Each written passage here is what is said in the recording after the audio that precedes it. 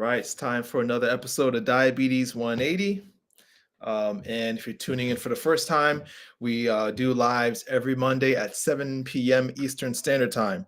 And the topics are always varied. Most often, it's about diabetes because that's what the company is about: diabetes reversal through a whole food plant-based diet. But once in a while, actually quite often, I'll do topics that also are reversed or managed through the same um, things that we approach. I should say, same method we approach, which is a whole food plant-based diet. Uh, and last week, remember it, I asked you guys to send me topics, health topics that you wanted to cover. So if you have a lifestyle related condition, disease that you want covered in these lives, then just go ahead and message me on Facebook or comment if you're watching on YouTube. Send me an email if you have that. I always like to get just an idea of what you guys want to learn about. What actually sparked our topic today was one of the viewers asking about a loved one's state cancer.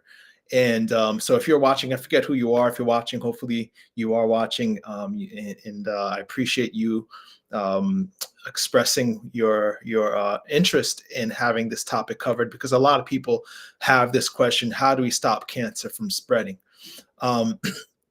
Cancer, of course, is a horrible diagnosis. It's one thing we don't wish to hear in any point of our life, that you are diagnosed with cancer. But in this live, we're going to focus, and this is something we touch on a lot, actually. But we're going to focus on something a little different: how we could prevent it from spreading when you have cancer. So if you have cancer, know someone who has cancer, this will be a good show to watch, because we'll talk about how, according to latest research on nutrition and scientific evidence, you can halt or prevent the metastasis, or the spreading of cancer from one location to another in the body. Okay, so as you guys are watching, I always sometimes forget to mention this. Please let us know where you're watching from. I just opened my chat, so if you're watching for the first time, definitely let us know so we can greet you. We may not be able to see all responses or replies, as this live is broadcast on multiple channels and social media outlets, but I can see all of your questions and comments. If you've been watching for a very long time, then of course you're more than welcome to say hi. And I always like to greet longtime viewers. So let's go into the topic. It's not a long one. But I will say this: we do have a treat next week. Okay, so Barbara O'Neill and her assistant Jacqueline from OK Be Healthy will be joining us for a live, and it'll be a great opportunity to talk about a much needed topic: what has changed with wheat. So definitely make sure you add that, and at the end of the show, I'll show you how you can make sure you get reminders for next week's live with Miss Barbara O'Neill. Professor O'Neill, World of Wisdom, will be joining us next week. All right, so I want to know if you guys are maybe yourself going through cancer, if you have a loved one or a family member that has cancer, you have a family history of cancer, let us know in the comment section. But how many of you guys know that people tend to die not from the cancer that they were initially diagnosed with, or the primary cancer that they were diagnosed with, but they actually more often die from the spreading of cancer? So this is something interesting most people don't know, that according to the death rates of cancer, most cancers are fatal because they spread.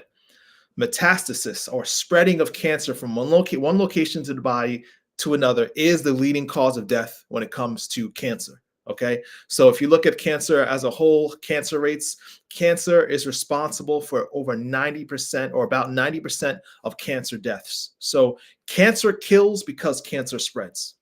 So with that in mind, then what's the best way to stop or prevent us from dying from cancer?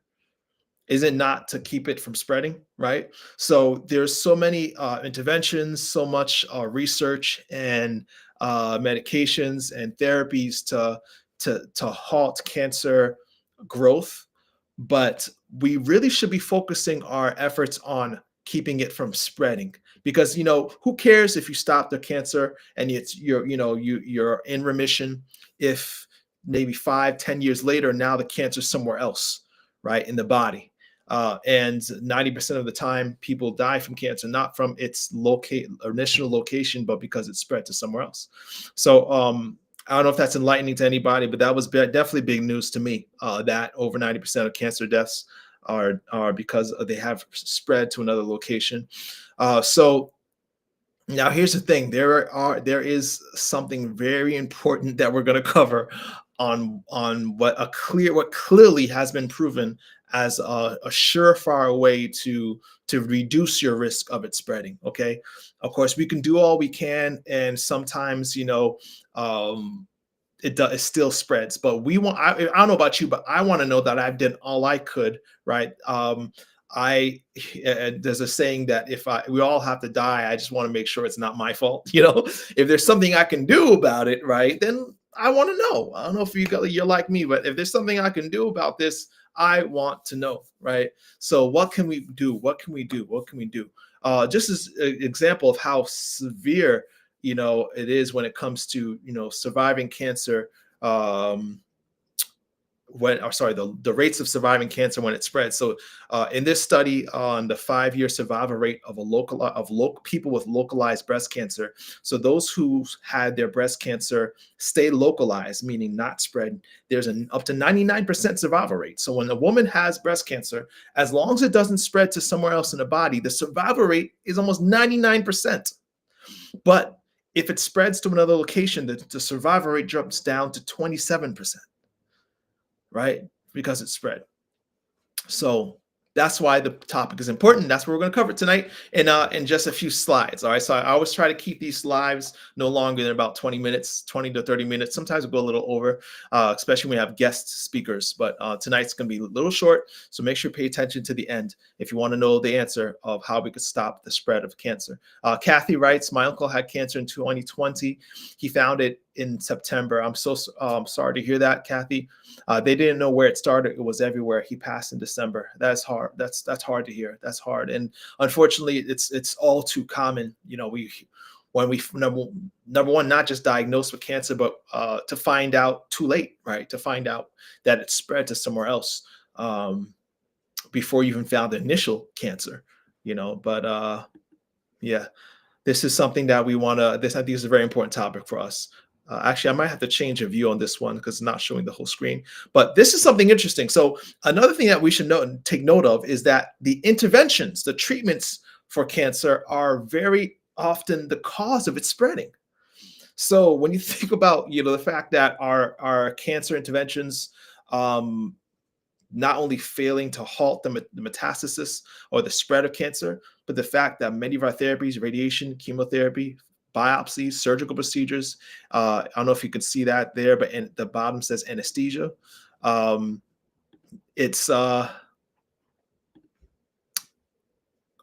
can be responsible for the cancer spreading.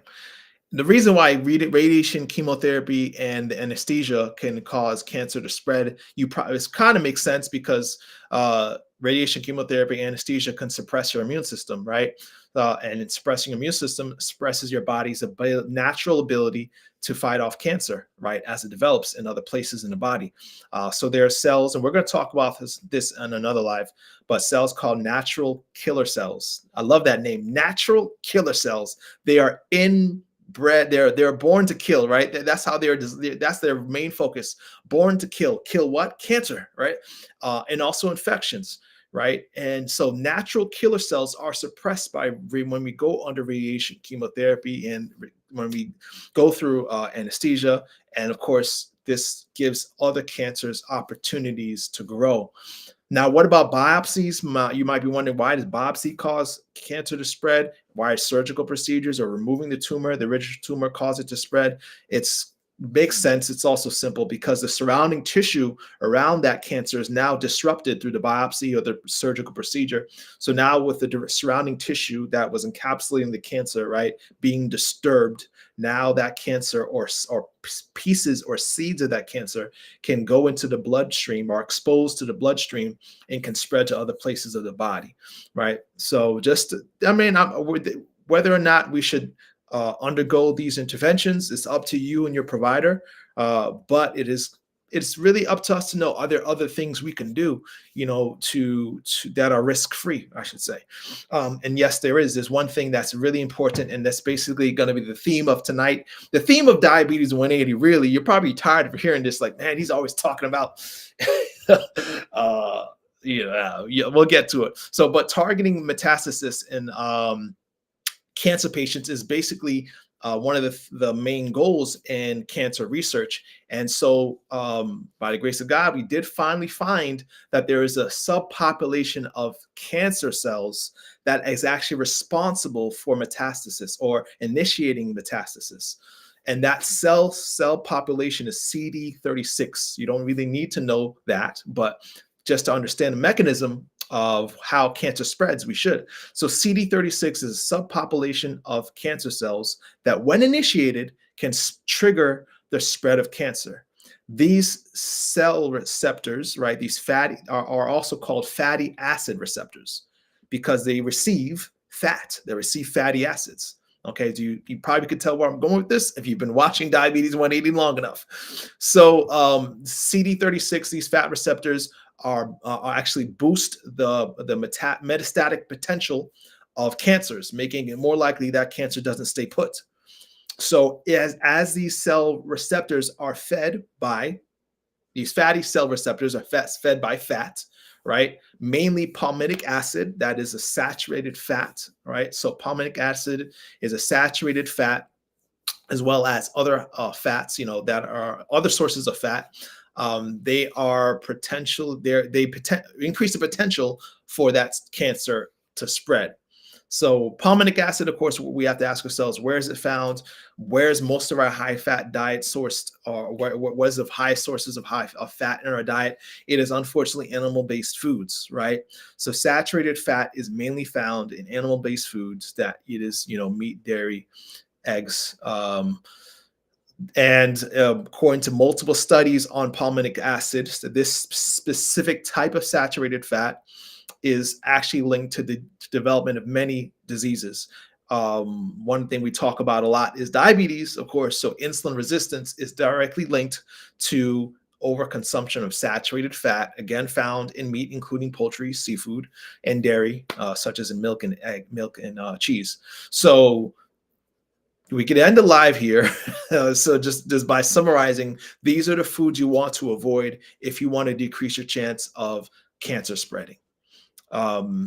Unfortunately, it's not in mainstream media as these studies that we're going to go into, but you're here. Diabetes 180 is all about spreading the truth, right? And whether we like it or not, the truth is the truth, as one of my favorite social media curators used to say. All right, so targeting metastasis. So in this same article, and if anyone wants the links to these studies, I can provide them. I usually provide them in the description section. However, I have, like I say, I forgot this time, but I always try to provide links to these studies. So if you want them, just send a message. I'll try to go back and put them in later. Okay. Yeah. Truth hurts, Sabina. The truth hurts, unfortunately, but the truth will set you free, right?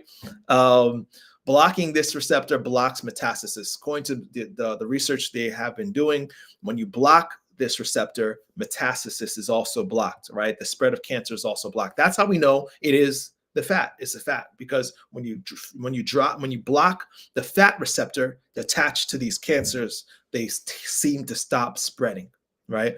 So when you look at this study here for breast cancer and specifically, so the control group is the bar or lines on the top going up, right? As time goes on, cancer rates are growing, right? Cancers are dividing, increasing their ability to migrate to other tissues, invading other tissues around the breast. As soon as this receptor, the CD36 receptor, is inhibited, shown by this line here, cancer migration and cancer invasion significantly drops over time, right?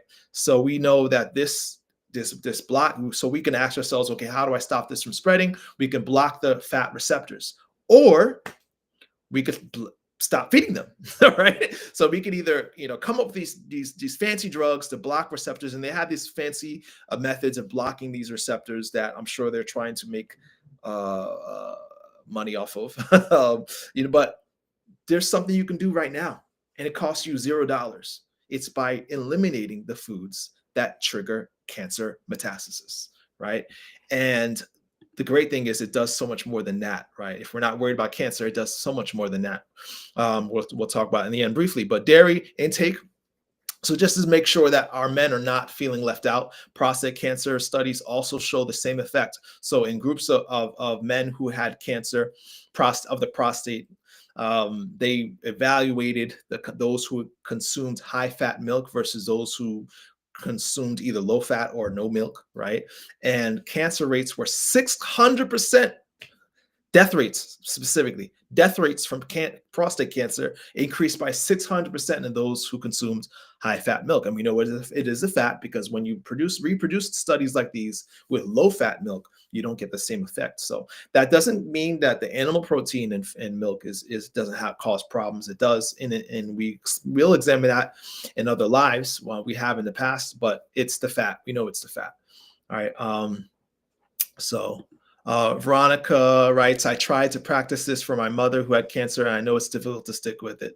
It requires a lot of effort. Veronica, I understand that completely, and it is a struggle for us, for a lot of us. It is why one arm of Diabetes 180 is to educate the public, but the other arm of our business is to coach people. So if you feel like you're struggling to transition to a plant-based diet, then know that you're not alone. And most people are much more successful when they have accountability through weekly coach support. So that's something we do offer. Just check the links in the bio, or reach out to us if you want personalized support in transitioning to a plant-based diet. But cancer loves fat. Unfortunately, it loves fat and cholesterol too. Cholesterol is not off the hook, but studies show that cancer cells love fat. And so high fat diets, and also the fat that we wear, meaning being obese, increases our risk of not only having cancer, but dying from it. For a long time, it was thought that it was sugar that was a problem. And of course, sugar has its place in feeding cancer cells. It does have its place in feeding cancer cells. But if you think about this, why fat is worse is because fat has more calories per gram. So if a cancer cell wants to be fed, think about a cancer cell. It's constantly dividing. It constantly grows. It constantly needs energy, a good influx of energy. The best way to maximize your bang for your buck when it comes to energy is fat, because fat has 9 calories for every gram, 9 calories of energy for every gram, versus protein and carbs having 4. So if I'm a cancer cell, what do I want to munch on? I want to munch on that high calorie nutrient, which is fat. Okay. And so that's what it does. This is a few more studies before we close tonight. Again, I did say it's going to be a little shorter tonight. If you guys have questions about this topic, definitely let us know. But I think this topic is pretty simple. We're actually going to talk later, because I know a lot of people want to know, but Lewis, are there foods that I could eat? I haven't really transitioned completely off of animal-based foods, but are there foods that I could eat to kind of give myself extra protection? Or if you are vegan, if you are plant-based, and you want to know if there's specific foods that you can increase your natural killer cell ability, decrease the pathways that lead to cancer initiation and progression, we got you. We'll have lives on that too. Okay, so in the future we'll have lives on foods that prevent and fight cancer. So definitely follow us so you don't miss out. So this is a study that discussed the 5-year survival rate of women who went on a low-fat diet after being diagnosed with breast cancer. So in this study, this is called the WIN study. Let me see if I can maximize this better. Let's see. Let me know if you guys have trouble seeing the slides. I mean, I sometimes have trouble seeing it on my end. Yeah, so the WIN study, this Women's International, interventional nutrition study. So what they did is they had a control group that continued eating normally, a standard, typical typically high fat diet. An American diet usually has 30 to 40% fat in our daily intake of calories. This group decreased their calories modestly. So they went from 29.6% of fat calories down to about 20.3. And the specific saturated fat, the more harmful saturated fat found in animal-based foods, they're also found in junk food and processed foods too. So we can't let them off the hook. Palmitic acid is actually, so for those who are maybe wondering why is it called palmitic acid, it's because that specifically saturated fat was first found in palm oil. But we found out that it's not. It's more concentrated or most concentrated in animal sources of food. So palm oil isn't the main source, but it is found in vegetable oils. So any foods or processed foods that are made or have oil added to them tend to have more this palmitic acid. So that's why we encourage eating a whole food, right? Minimally processed, without the added oils diet. So in this study, what happened? So what happened 5 years later after making the switch, dropping 29% to 20% in fat and total saturated daily fat intake to 10 grams? What happened? This is what happened. Those who dropped their fat intake, sorry, let me see. I think I might have missed a slide. Let me see. Give me a second. Yeah, I did miss a slide. So let me just skip through. It's somewhere here. So those who made this transition, the low fat group had a 24% lower risk of breast cancer relapse. Now think about how insignificant it is, how scary it is to be diagnosed with a cancer and then find out it came back later. So 24% of those who went low fat or lower fat, the cancer didn't come back. So you might ask yourself, why not all? Why 24%? My answer to that is they probably should have went lower than the 20%. That's why on Diabetes 180, we recommend 15%, because that seems to be closer to the diet of our ancestors, okay? The diet of that were originally designed to live off of. 15% total percentage of your daily calories should come from fat. They went down to a little above 20% on average, and they had in results, but it shows you don't have to go all the way, right? The lowest you can go, the better, right? And this is not a no fat recommendation. It's a low fat recommendation. It's totally different, right? Transitioning off of animal-based foods, you'll see a lot very easy as you increase your consumption of fruits, vegetables, whole grains. It's a lot easier to crowd out higher fat sources, specifically saturated fat, and find yourself close to 15 to 20%. Another study realized the same thing. This is the Women's Health Initiative study, where they dropped their fat percentage from about 40% to 20%, and there were not only fewer cancer deaths. So the group that dropped their fat intake, there were about 68 deaths versus 120 in those who remained the same. Other cancers also benefited, right? Because it's not just the initial cancer, but the progression, migration to other tissues, 38 versus 65 in death rate, or I should say cancer rate. And the other benefits: heart disease reduced by 30%, and diabetes rates reduced by 25%, simply by dropping their fat intake by about 10% percentage, okay, from where they started.